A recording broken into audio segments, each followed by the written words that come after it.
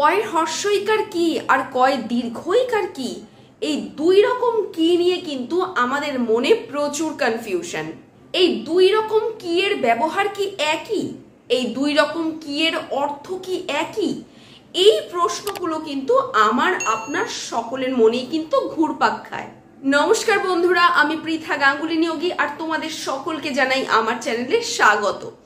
বন্ধুরা, আজকের ভিডিওতে কিন্তু আমি তোমাদেরকে বলবো যে কি এর দুই রকম প্রকারভেদ, অর্থাৎ কয়ের হ্রস্বইকার কি আর কয়ের দীর্ঘইকার কি, এই দুই রকম কি এর মধ্যে পার্থক্য কি আর দুই রকম কি এর ব্যবহার কি। কোনো কিছু লেখার সময় কখন কয়ের হ্রস্বইকার কি ব্যবহার করব আর কখন কয়ের দীর্ঘইকার কি ব্যবহার করব, এই সব কিছুই কিন্তু আজকে তোমরা জানতে পারবে এই ভিডিওর মাধ্যমে।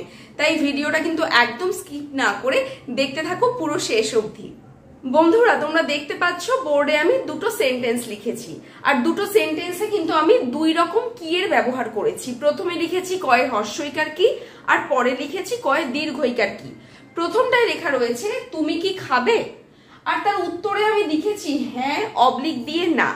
আর তারপরে লিখেছি তুমি কি খাবে, তার উত্তরে আমি লিখেছি ভাত বা রুটি বা যা ইচ্ছা। তো এর থেকে কি বোঝা যাচ্ছে বন্ধুরা, যখন কি এর উত্তর আমরা হ্যাঁ বা না দিয়ে দিতে পারবো, অর্থাৎ তুমি কি যাবে, হ্যাঁ নাকি না, তুমি কি আসবে, হ্যাঁ নাকি না, তুমি কি খাবে, হ্যাঁ নাকি না, যখন এই কি এর উত্তর আমরা হ্যাঁ বা না দিয়ে দিতে পারছি, তখন সেই কি এ কিন্তু কয়ের হ্রস্বইকার কি হবে।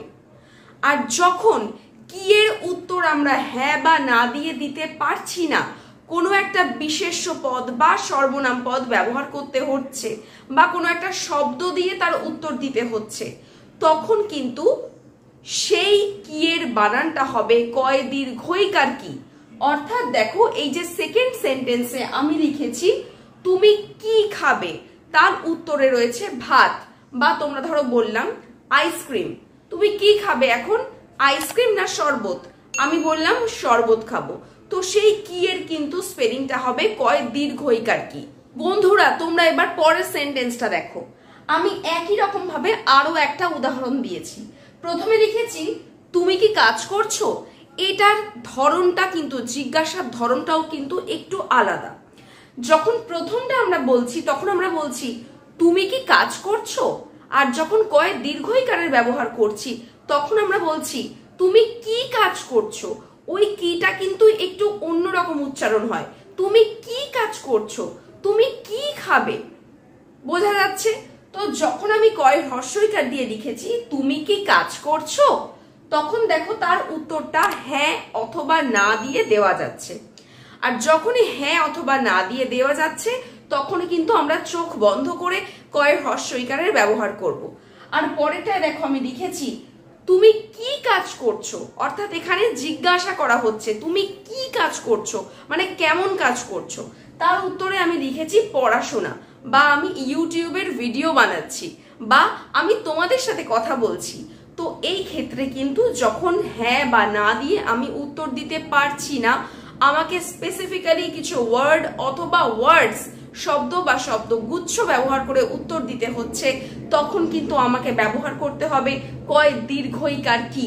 তো বন্ধুরা, এটাই কিন্তু ছিল আজকের ভিডিওর মূল বিষয়বস্তু। আশা করি তোমরা বুঝতে পেরেছো যে কখন কয়ের হ্রস্বইকার কি ব্যবহার করবে আর কখন কয়ের দীর্ঘইকার কি ব্যবহার করবে। ভিডিওটা যদি ভালো লেগে থাকে বন্ধুরা, তাহলে কিন্তু অবশ্যই ভিডিওটাতে একটা লাইক করে দিও আর কমেন্ট করে জানিও তোমাদের কেমন লাগলো।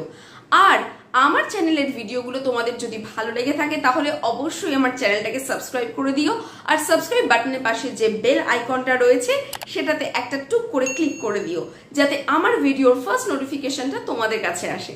আজকের মতো আসছি বন্ধুরা, দেখা হবে খুব শীঘ্রই আবার পরবর্তী ভিডিও নিয়ে। ততক্ষণ সবাই ভালো থেকো, সুস্থ থেকো, বাই।